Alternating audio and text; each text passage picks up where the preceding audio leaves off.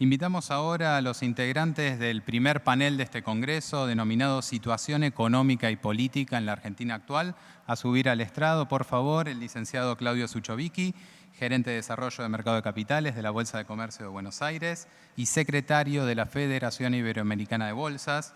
También al doctor Ricardo López Murphy, que es un placer tenerlo en esta casa, presidente de la Fundación Cívico-Republicana, y vamos a esperar algunos segundos que en breve se va a sumar Sergio Berestein también a este panel, pero mientras tanto ellos dos podrán comenzar con el mismo. Como moderador de este bloque, el doctor Douglas Elespe, gerente general de FIX SSR, va a estar haciendo las veces. Bueno, buenas tardes a todo el mundo. Muchas gracias por la presencia. Muchas gracias a la Bolsa de Comercio y a la Fundación y a la Universidad de Buenos Aires, que han tenido la gran idea de efectuar este congreso. Mis saludos al doctor Phelps, que ha tenido la bonomía de presentarse en la Universidad de Buenos Aires ayer y hoy como continuación de su 8º congreso en la cátedra que le pertenece y de la que igual tanto apoya. Y muchas gracias a esta audiencia que tengo entendido cubrió los cupos hace ya varios días, así que el interés ha sido muy grande. Creo que no necesito presentar acá a los oradores, que son muy conocidos y realmente un lujo tenerlos en este panel. Y entonces lo que les voy a pedir a ellos, empezando con Ricardo López Murphy, si nos puede dar una introducción. Vamos a tratar de pedirles que hagan una breve introducción y después el panel tratará de seguir algunas preguntas y respuestas para hacerlo dinámico y tratar de contestar la mayor cantidad de puntos relacionados tanto con la actualidad desde el punto de vista del mercado de capitales, en el caso sobre todo de Claudio, y desde el punto de vista económico y político de Ricardo, esperando también después la presencia de Sergio Berestein para completar el aspecto político. Así que, Ricardo, te agradeceré tus valiosos comentarios. Sí. Bueno, buenas tardes a todos. La reflexión que voy a hacer de introducción va a referirse a cuál es la situación de Argentina en el mundo contemporáneo. Entonces, voy a estructurar mi observación en 3 niveles. Uno, el mundo en su conjunto; el segundo, la región; y el tercero, nuestro país. Y lo voy a hacer con casi un criterio impresionista, para que sea el impacto de la observación el que nos convoque la atención. La primera observación que yo haría es que el mundo que es contemporáneo a nosotros es un mundo asolado por el terrorismo y la inseguridad. O sea, es un mundo obsesionado por eso. Esa circunstancia me parece que condiciona enormemente las opciones y las reglas de convivencia a escala mundial y está asociada a la multiplicación de conflictos de carácter limítrofe, de carácter racial, religioso. Es decir, es un mundo en convulsión, es un mundo con enormes dificultades para asegurar la paz global, y creo yo que ese aspecto es importante que lo retengamos por la circunstancia de la región y de nuestro propio país. La segunda observación a escala mundial, muy breve, es que es un mundo que ha desacelerado el crecimiento, ha desacelerado la inversión, ha generado un cierto pesimismo sobre el futuro. Creo que eso es parte de un diagnóstico equivocado. Yo digo, entre 1970 y el 2016, el PBI mundial se multiplicó por 5. Nunca hubo una época tan exitosa a escala mundial.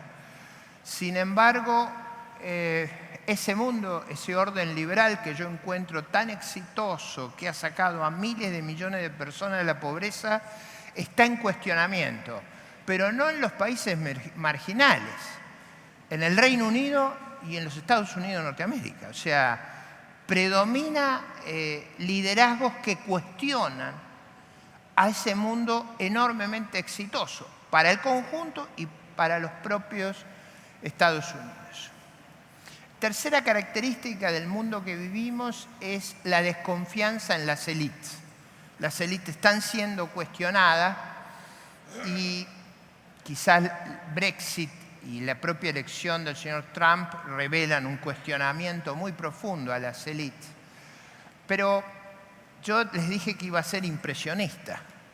Me acabo de enterar que en California han presentado en la legislatura un proyecto para secesionar California de Estados Unidos de Norteamérica, como Escocia lo ha tratado de hacer del Reino Unido. A mí me parece una cosa increíble. Yo nunca creí que lo iba a ver. Digo, ese mundo que se plantea hipótesis que a mí me parecen locas y que subvalora sus inmensos éxitos, es el mundo contemporáneo a nosotros. Se subvalora el éxito más grande de la historia de la humanidad. Multiplicamos por 5 el PBI, sacamos a miles de millones de personas de la pobreza y criticamos lo que fue capaz de producir ese resultado. Dicho esto, la región nuestra es diferente que ese mundo. La región nuestra, la zona de la cuenca del Río de la Plata, la zona de nuestros vecinos, para poner una figura en ese mundo aterrado por las amenazas, es una región en la que no hay conflictos limítrofes, no hay conflictos raciales, no hay conflictos religiosos. La interacción religiosa en nuestro país es un ejemplo a escala mundial. No hay amenazas atómicas, químicas, bacteriológicas, misilísticas. Yo de algo de eso entiendo porque he sido ministro de Defensa. O sea, es una zona de paz, es una zona en un mundo aterrado por las amenazas, es una zona de paz.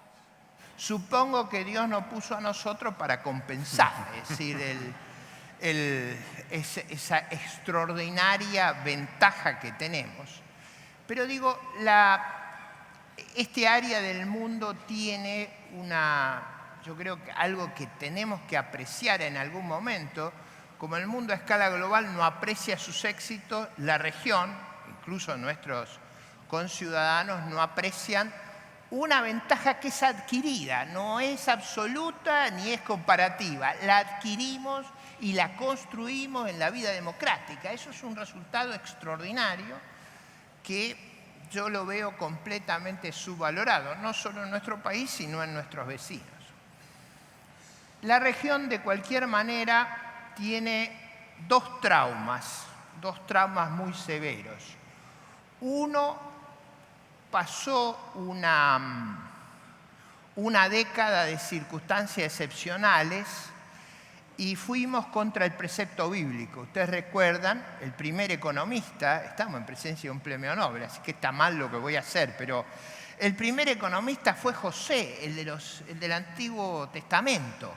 O sea, el que asesoraba al faraón y le decía hay que ahorrar en las vacas gordas para compensar en las vacas flacas. Con el tiempo eso se traduciría en la teoría del ingreso permanente. Pero digo,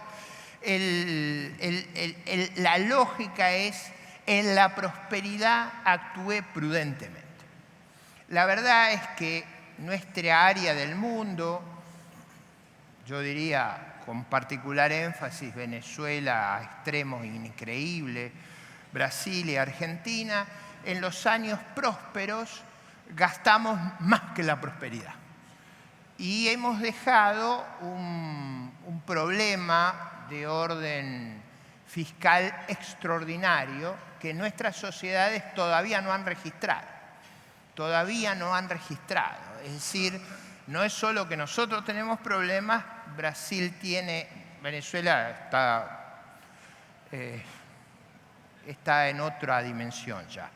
Pero la región no aprovechó las circunstancias, ha creado una gravísima crisis fiscal y ha sido muy difícil para nuestros países crear la gobernabilidad para enfrentar esa crisis. Ahí hay dos estrategias, una la del gobierno brasileño, que ustedes saben, se ha planteado una reforma constitucional para congelar el gasto, o sea, en términos per cápita, durante 20 años, de manera de ir reduciendo el desequilibrio 1,5% por año, que parece poco, pero una de las magias que uno ha estudiado, incluso con el profesor Phelps, el interés compuesto produce maravillas, o sea, a los 20 años al 1,5% produce un número de corrección enorme. Para eso están haciendo una reforma también de orden constitucional de la previsión social enorme. Todavía no sabemos si el sistema político brasileño logrará pasar esa reforma, pero creo yo que eso es decisivo para la estabilidad del área. Brasil es demasiado grande para todos nosotros. Si eso no funcionara, tenemos un problema muy, muy complejo porque el desequilibrio es muy grande. De todas maneras, toda el área tiene un problema de gobernabilidad. O sea, está esta estrategia de hacer a 20 años las correcciones y está la estrategia, yo diría, entre comillas, argentina, de tratar de retroceder ordenadamente. O sea, todos los años ampliamos el déficit un poquito, con la expectativa que algún milagro ocurra más adelante que nos permita corregir. O sea, la idea es que mañana vamos a poder más que hoy. Yo sospecho que es exactamente al revés, pero es una estrategia de ver si en algún momento ocurre algo que nos da mayor margen de maniobra. Entonces, ese problema de la región, de gobernabilidad, de tener reglas e instituciones que impidan los excesos que hemos tenido y que creen las condiciones para aprovechar inmensas oportunidades que tenemos por los cambios tecnológicos que son sumamente favorables porque estamos atrasados, pero creo yo que esa atmósfera de inviabilidad es un gran obstáculo al proceso de inversión. Y voy a concluir con nuestro país. Yo diría que mi intervención se va a reducir a 3 argumentos. El primero, para que nadie se lleve a engaño, yo estoy inmensamente agradecido que la pesadilla terminó.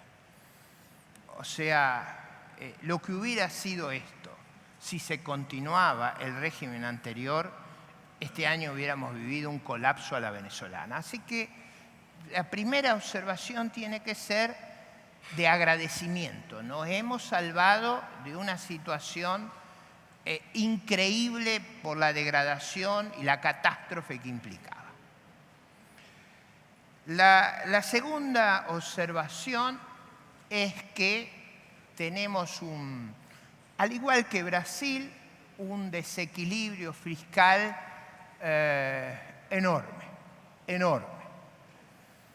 Miramos, para que el profesor Feld lo registre, miramos con envidia a Italia. O sea, nos parece que la situación fiscal italiana es excepcional.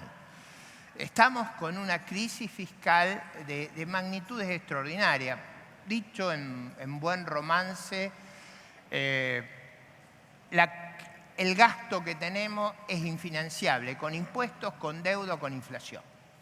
Tenemos que enfrentar ese problema y la convicción de nuestro liderazgo es que no podemos, que tenemos que retroceder.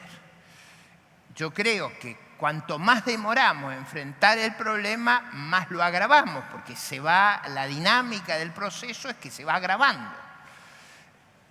No hemos tenido éxito en transmitir esta observación, este warning, pero ese problema es lo que tiene trabada la inversión, trabada la recuperación económica.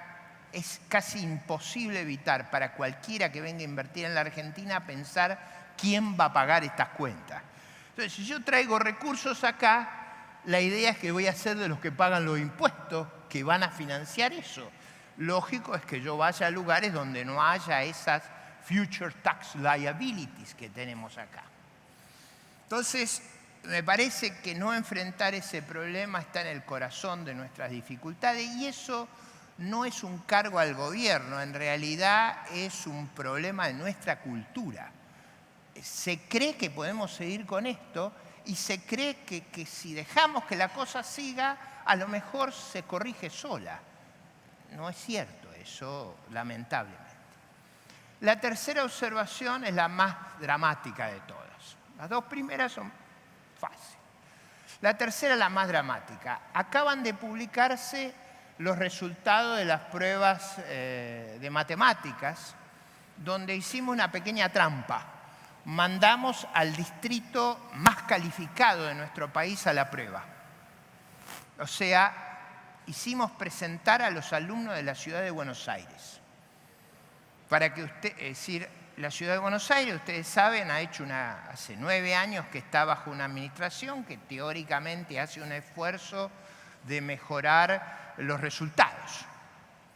En la prueba salimos sobre 56 países en el número 55.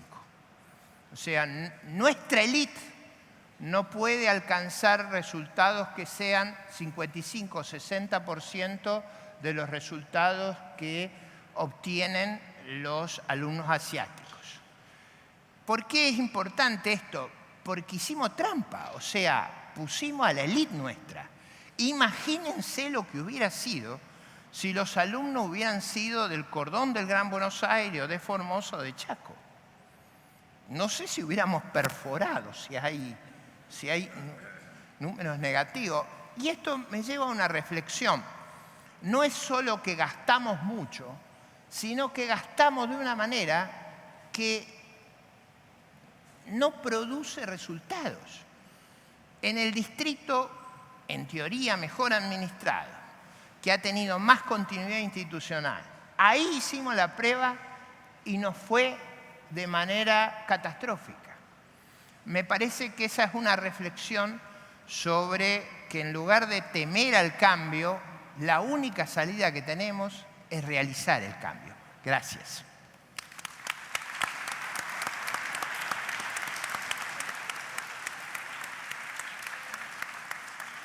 Bueno, me están poniendo límites en los horarios, así que les voy a pedir a los panelistas que sean muy breves, porque lamentablemente lo más escaso que tenemos en estos momentos es el tiempo. Así que te pediría, Claudio... Lo dejo a Sergio así. Lo dejas a Sergio, bueno, perfecto. Bueno, entonces, Sergio, te pedimos una breve reflexión sobre esto. Muchas gracias, Sergio. Ahora pasamos a Claudio. Buenas tardes, muchas gracias. Un placer estar aquí. Perdón por haber llegado tarde, quedé atrapado, como se imaginan, en el tráfico. Yo preparé unas breves reflexiones sobre el contexto político actual, luego de este primer año de gobierno de Cambiemos, para lo cual creo indispensable hacer una breve reflexión sobre dónde venimos, y no solamente me refiero a los 12 años de populismo autoritario, sino básicamente de las consecuencias y en todo caso de las cuestiones irresueltas de la gran crisis del 2001-2002. Son simplemente breves reflexiones para poner en contexto dónde estamos hoy, en un vector precisamente inverso al que marcaba Ricardo recién. El mundo está entrando a lo que se llama democracias no liberales, nosotros estamos saliendo precisamente de ese fenómeno. Con lo cual estamos en un terreno bien desconocido, ¿no? Este primer año lo quiero evaluar en función de esta primera reflexión Y lo que voy a concluir en esta evaluación preliminar es que hay luces y sombras, que la gobernabilidad no fue un problema, contrariamente a lo que habíamos pensado, pero el costo de eso fue un enorme déficit fiscal. Compramos paz social, compramos gobernabilidad con gasto público. Con lo cual, la tercera parte de mi reflexión justamente va a plantear si se puede continuar con esta metodología, teniendo en cuenta los cambios que se están dando en el sistema internacional y fundamentalmente teniendo en cuenta las expectativas de un electorado que votó precisamente con una vocación de cambio que parece desvanecerse. Así que eso es básicamente el contenido de mi reflexión. Primer punto, Argentina entró en una crisis muy profunda a comienzos de siglo de la cual no salió. El sistema político argentino sigue siendo muy frágil, muy endeble, no tenemos un sistema de partidos, la política es muy fluida, el Estado argentino es enorme y tiene niveles de ineficiencia, la educación es un caso, ojalá fuera el último, o el único, la seguridad seguramente es igual o peor, la salud pública también, la falta de infraestructura, los bienes públicos fundamentales que tiene que proveer el Estado en Argentina fracasan. No es un Estado fracasado como Haití, por ejemplo, es un Estado que fracasa sistemáticamente en proveer bienes públicos para el desarrollo de la sociedad. Es un Estado que aparte se politizó de la peor manera posible y el mejor ejemplo es el rol de las Fuerzas Armadas en los últimos años, que se repolitizaron. Fue justamente uno de los grandes logros de la democracia en estos 30 años, haber profesionalizado. Yo creo que no se financió suficientemente, pero acá hay un exministro de Defensa, pero claramente se profesionalizó las Fuerzas Armadas y terminamos reproduciendo, digamos, experiencias muy conflictivas con militantes y militares en villas de emergencia, como fue el famoso operativo Dorrego. Ustedes son muy jóvenes, pero yo me acuerdo de lo que fue eso a comienzos de los 70, ¿no? Esa es la metáfora de esta reversión en la lógica del aparato estatal que necesita ser reformulado, ya no con un esquema de modernización gradual, sino básicamente con un replanteo muy profundo. Este Estado no sirve. Y el tercer elemento, que me parece que es muy significativo como restricción a futuro, es que estos últimos 12 años, en realidad de la gran crisis en adelante, la Argentina tuvo una especie de proteccionismo extremo que ha generado una red enorme de empresas pequeñas, medianas y grandes que la verdad que no pueden competir en un mundo globalizado y que genera una restricción a cualquier hipótesis de apertura. Son empresas que están en muchos casos acostumbradas, por ejemplo, a no pagar por la electricidad y cualquier, digamos, normalización del sistema tarifario los pone en la quiebra. Todo esto genera restricciones a la hora de diseñar política pública para tratar de normalizar una situación que efectivamente fue anormal desde el punto de vista conceptual, pero normal para los actores que formaron parte de ese tejido de millones de pequeñas y medianas empresas que son las que más empleo generan. Entonces, venimos con una política que funciona muy mal, con un Estado enorme que no sirve y con una red de capital social que es inadecuado para tener una sociedad más moderna y más democrática. Ese es el punto de partida. No parece muy alentador, ¿verdad? Entonces, teniendo en cuenta de dónde salimos, la verdad que este primer año, yo sé que tenemos la sensación de poco, pero honestamente me parece que los logros no fueron menores. Haber transitado, haber navegado estas aguas sin un solo paro por parte de la CGT, sin un solo muerto, a pesar de, efectivamente, la cantidad de piquetes y movilizaciones que hemos tenido, sin el agravamiento de situaciones sociales heredadas de un gobierno que aparte intentó obstaculizar esta gestión, me refiero al gobierno anterior, ¿no? La verdad que me parece que el balance de este primer año es bastante positivo, aunque efectivamente se han cometido errores de gestión no menores y ciertamente, como ustedes saben, todavía estamos esperando la recuperación económica. Entonces la gran pregunta es, ¿de aquí en adelante qué? Estamos entrando en un año electoral que me parece de forma un poco, digamos, precipitada. El gobierno ha generado una agenda demasiado ad hoc, pensando en la elección como casi un plebiscito. La verdad que no hay ninguna necesidad de otorgarle tanto dramatismo a una elección. Son gobiernos de 4 años, la elección es la elección de mitad de mandato y hay muchos gobiernos que perdieron la primera elección y se convirtieron luego en gobiernos muy fuertes. El gobierno de Reagan, el gobierno de Clinton, incluso el de Obama, han perdido las primeras elecciones y luego se han recuperado. perder una elección, si es que el gobierno la va a perder, no tiene nada de malo. Por supuesto, es mejor ganarla, pero tampoco es algo dramático. Sin embargo, se le ha dado una carga simbólica y política muy importante, teniendo en cuenta que en el mejor escenario, ganando la elección, el equilibrio de poder en el Parlamento va a cambiar muy parcialmente, porque ustedes recordarán que nuestra Constitución dispone que el Senado se cambia a tercios y la Cámara de Diputados de mitades.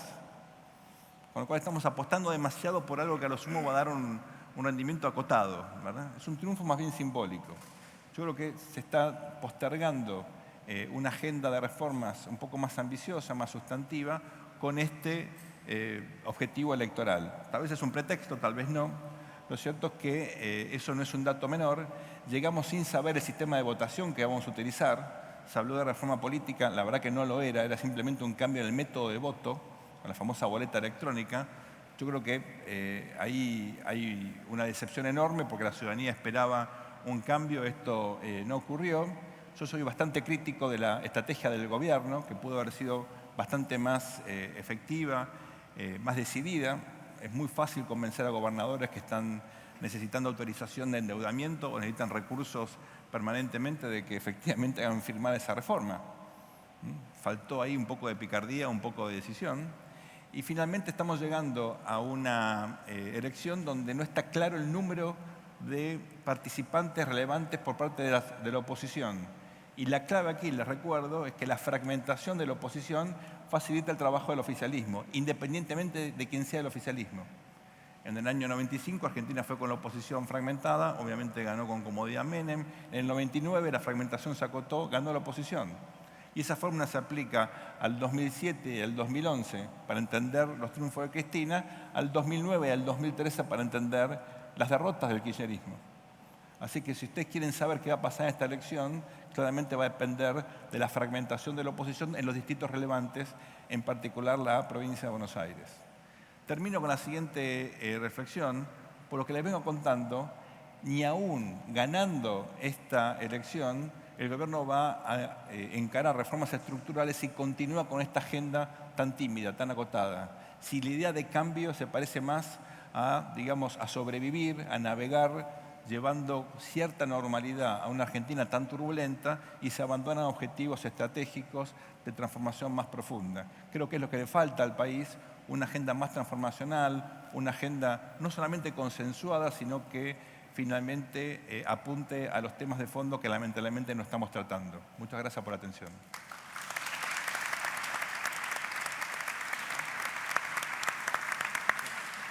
Ya estoy, ¿no? Con el tiempo.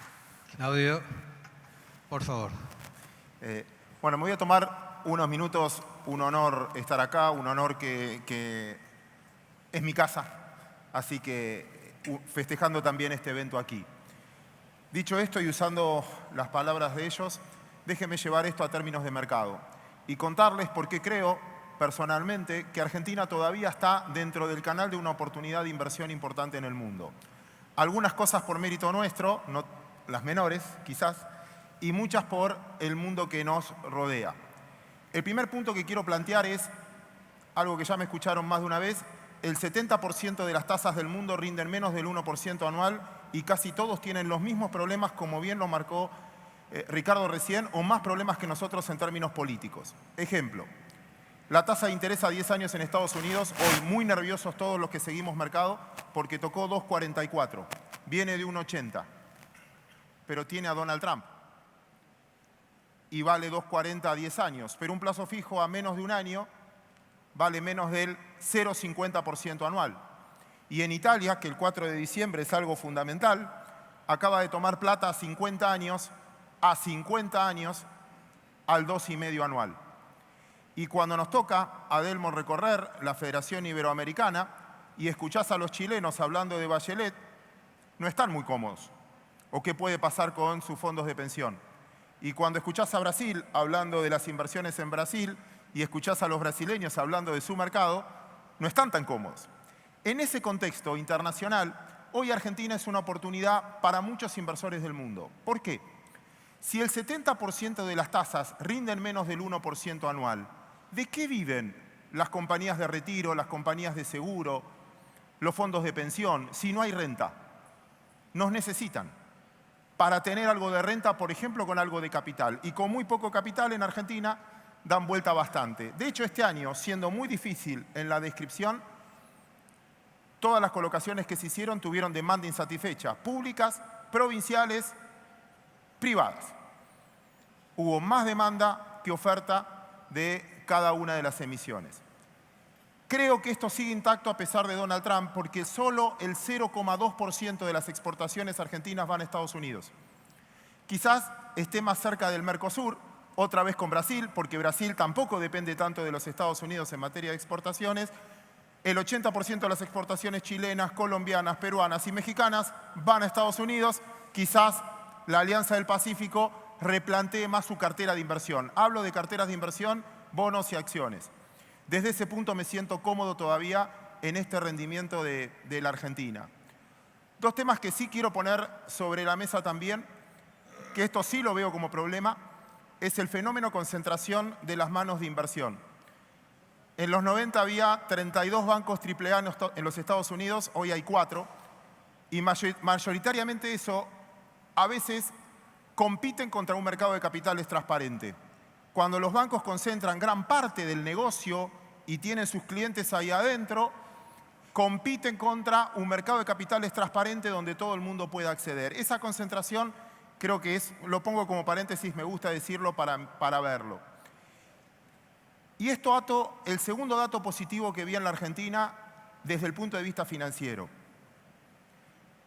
Esto me lo contó Sergio Berestein en sus noches de Fantino. La diferencia entre buscar novia y buscar un amante circunstancial. Todos los que estamos acá no tenemos ni idea de eso.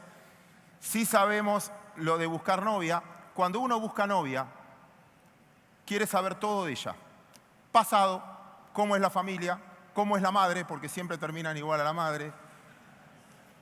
Futuro, religión, qué piensa, quiere tener hijos, no quiere tener hijos. Ese es un inversor que piensa a 10 años. El que busca amante ocasional no quiere saber nada de ella. Ni pasado, ni futuro, nada. Precio, dirían algunos. Y eso es cuando vos negociás con un fondo buitre, con un hedge fund, con lo que fuera. Y si miro el último año, cambió mucho el perfil de los inversores en la Argentina. Quizás vos me puedas corregir más con tu profesión. Porque la mayoría de los que está invirtiendo, Argentina acaba de colocar un bono a 10 años en pesos al 2026 al 15.50 en pesos. Y no fue el ANSES el que compró, que fue mi primera sensación.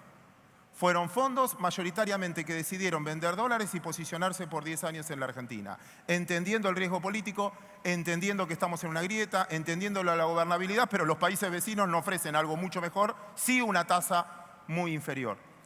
Y el último factor, que creo que acá sí tenemos que dedicarnos todos los que estamos acá, entender por dónde pasa la riqueza de una nación y sobre todo haciendo honor al premio Nobel que nos visita hoy.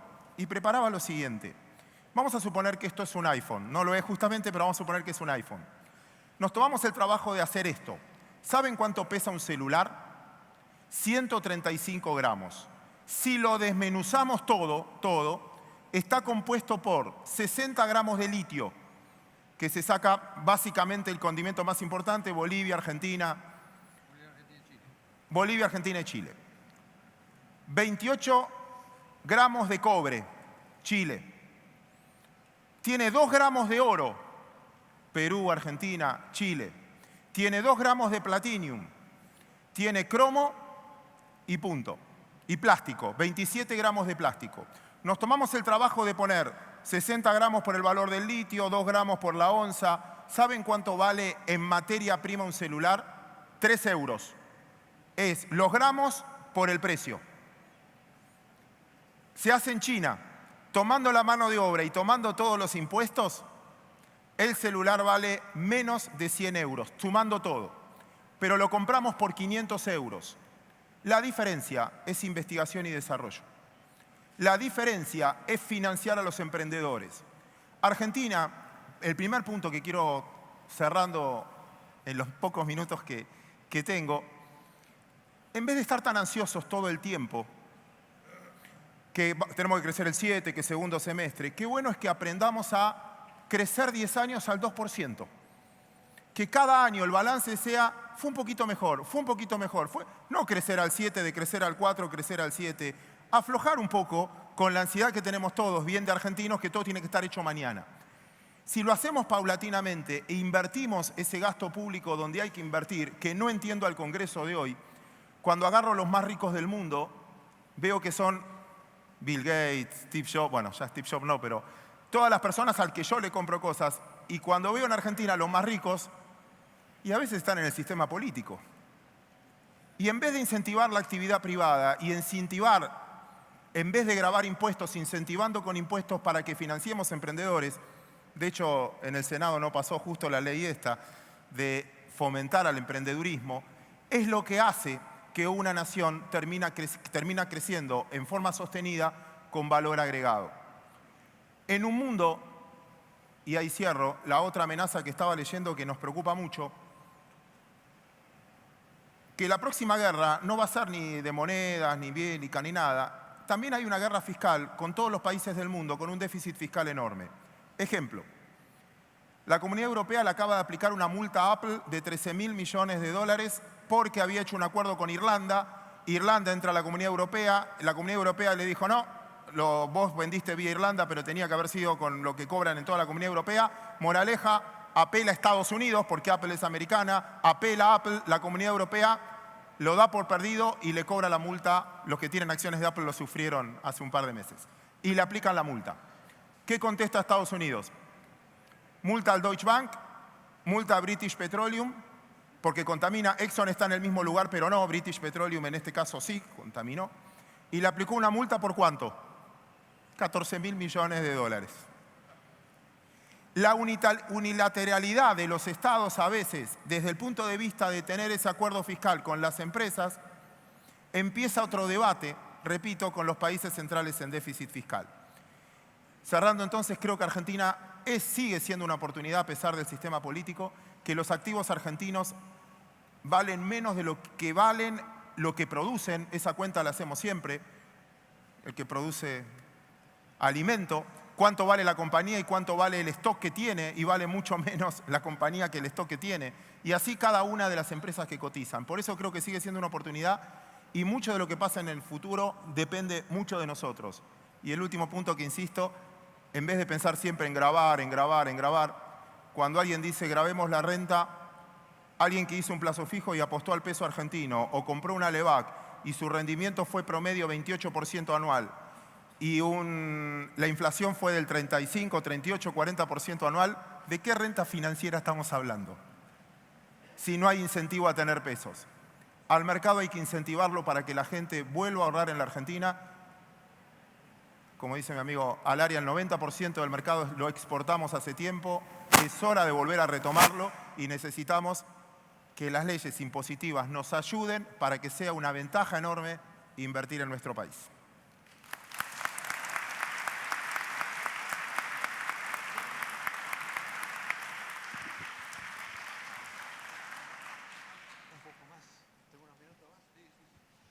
Bueno, acá me han dado unos minutos más, se nota que el panel se portó muy bien y generó... lo que sí les voy a pedir, si por favor me pueden casi contestar por sí o por no, y a Ricardo no le voy a preguntar porque me va a tener 3 horas. No, mentira. Claudio, si tuvieras que asesorar a un inversor en el mercado de capitales, ¿qué recomendación le darías? Muy breve. ¿Renta fija, renta variable? Renta variable. Renta variable. Renta variable, justifico lo mismo. Argentina tiene todo por hacerse. Y vos te das cuenta, lo primero que aprendí cuando entré a esta casa es si algo es caro o es barato. Una sola pregunta, ¿cuánto te cuesta hacerla si tengo que hacer Arcor desde cero? ¿Cuánto me cuesta hacerla? Y viendo lo que me cuesta hacerla y lo que vale, aunque no cotiza todavía, veo que es muy barato y creo que es una oportunidad para los que invertimos en activos. Perfecto. Asumiendo que se va a derogar el artículo 20 de la Ley de Mercado de Eso Capitales. la nueva Ley de Mercado de Capitales fomenta más a que crean en nuestro mercado. Perfecto. Sergio, también muy rapidito. Si no ganara el partido Cambiemos o el partido de Macri las próximas elecciones, ¿qué escenario se puede avisorar para Argentina? Muy rápido.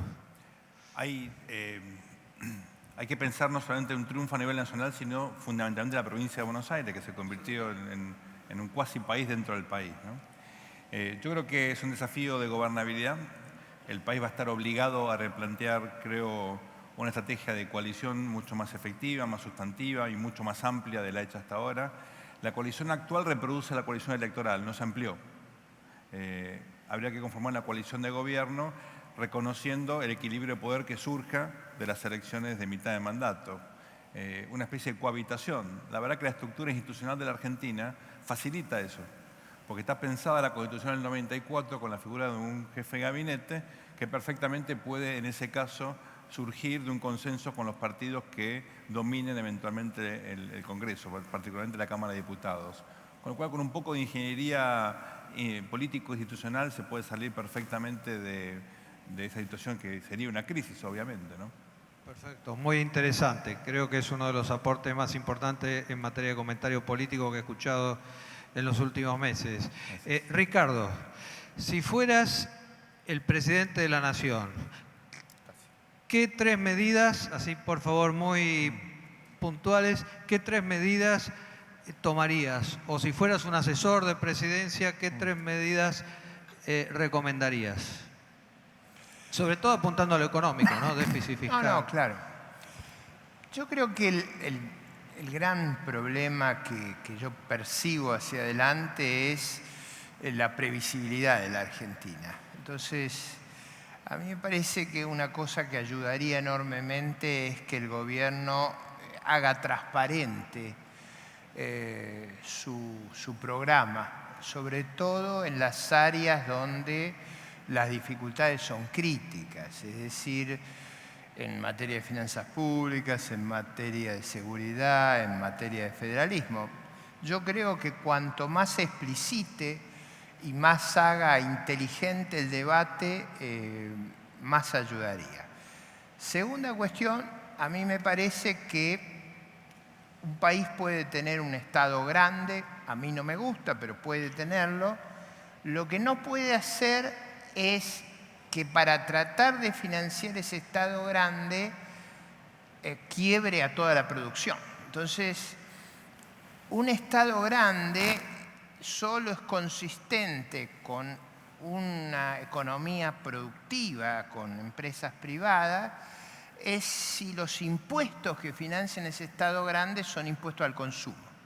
O sea, yo creo que el país tiene que sacar presión de los impuestos sobre el trabajo, sobre la inversión y cambiar el eje hacia gravámenes que vayan al consumo, porque eso lo que va a hacer es explicitarle a la sociedad lo que cuesta.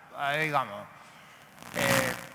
¿cuánto cuesta adoptar ñoquis? O sea, eso es un punto muy importante para que el debate sea más transparente.